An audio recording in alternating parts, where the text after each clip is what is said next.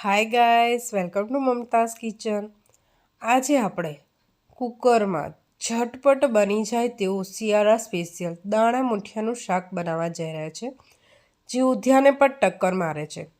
તો પૂરો video skip કર્યા વગર જુઓ।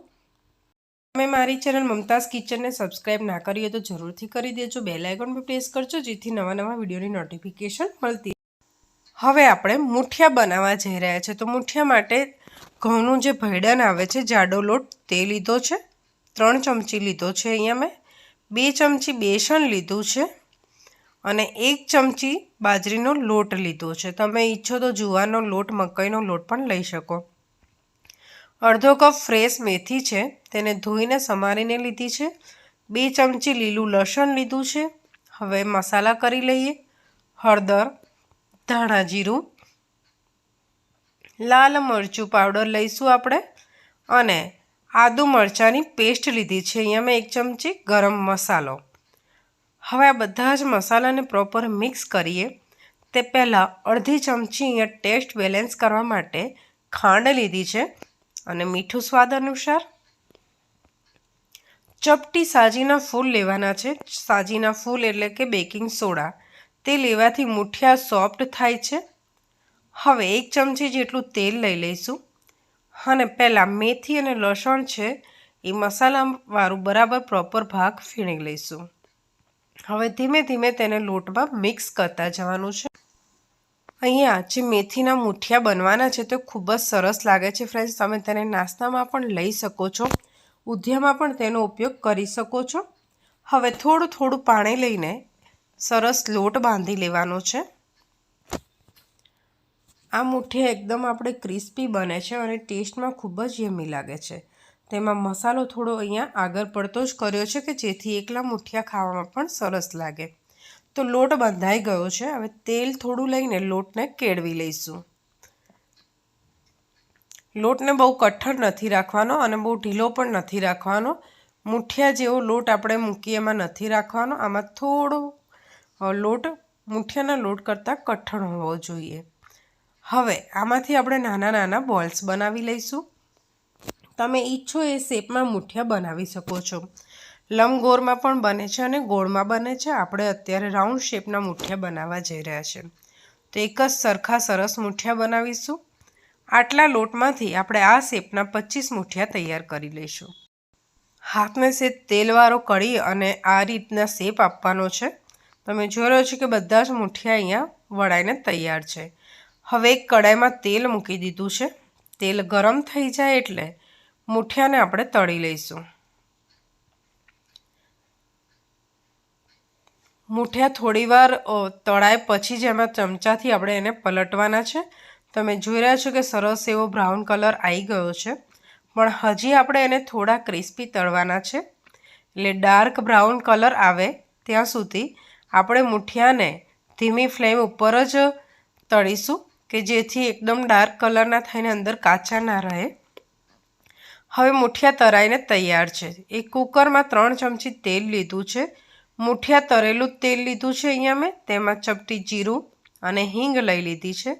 ત્યારબાદ અડધો કપ મેથી સમારી ધોઈ અને લીધી છે। તમે ઈચ્છો તો સમાર્યા વગરની ફ્રેશ મેથી પણ લઈ શકો છો। હવે તેને તેલમાં થોડી સાંતરી લઈશું। સાથે થોડું લીલું લસણ લઈશું। લીલું લસણ ના હોય તો તમે સૂકું લસણ કાં તો લસણની પેસ્ટ પણ લઈ શકો। અહીંયા મેં આદુ મરચાંની પેસ્ટ લીધી છે અડધી ચમચી। બધાને બરાબર પ્રોપર શેકી લેવાનું છે। હવે એક મોટું ટામેટું હતું તેને ઝીણું સમારીને લઈ લીધું છે। તેને પણ આમાં બરાબર આપણે પ્રોપર સાતરી લઈશું। તમે જોઈ રહ્યા છો ટામેટું સોફ્ટ થઈને સરસ ચડી ગયું છે। હવે મસાલા કરી લઈએ। હળદર, કાશ્મીરી લાલ મરચું લીધું છે અહીંયા મેં, ધાણા જીરું પાવડર લીધું છે। મસાલા તમે તમારા સ્વાદ પ્રમાણે ઓછું વધારે કરી શકો છો। ખાંડ લીધું છે। ગુજરાતી છીએ તો ખાંડ ટેસ્ટ બેલેન્સ કરે છે અને શાકને પણ ઇન્હેન્સ કરે છે। અને મીઠું સ્વાદ પ્રમાણે પ્રોપર બરાબર શેકી લઈશું અને થોડું પાણી લઈને મસાલા ગ્રેવીમાં મિક્સ થઈ જાય ત્યાં સુધી તેને પકાવવા દઈશું।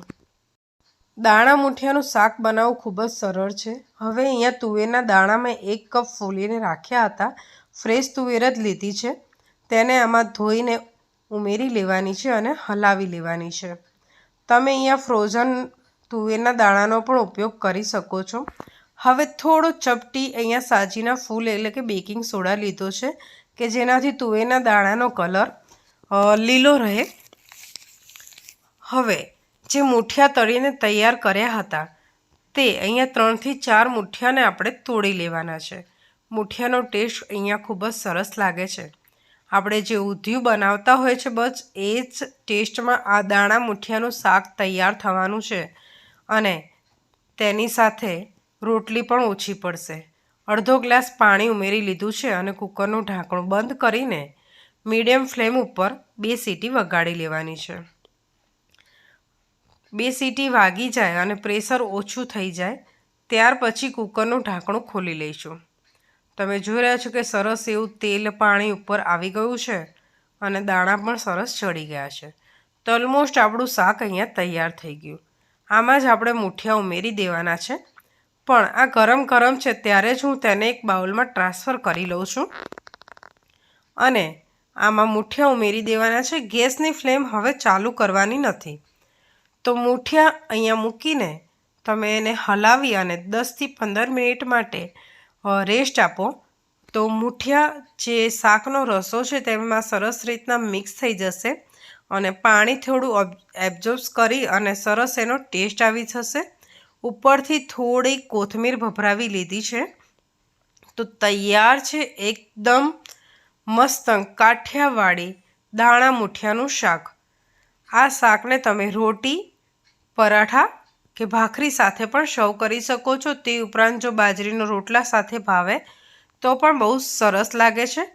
તો આશા રાખું છું કે દાણા મુઠિયાનું શાક તમને ખૂબ જ પસંદ આવ્યું હશે.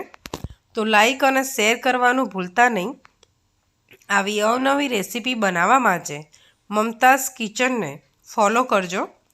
શાક કેવું લાગ્યું તે પણ ચોક્કસથી જણાવજો. આ દાણા મુઠિયાનું શાક કુકરમાં ફક્ત 10 જ મિનિટમાં બની જાય છે. તો તૈયાર છે ઝટપટ બની જતું કાઠિયાવાડી સ્પેશિયલ દાણા મુઠિયાનું શાક.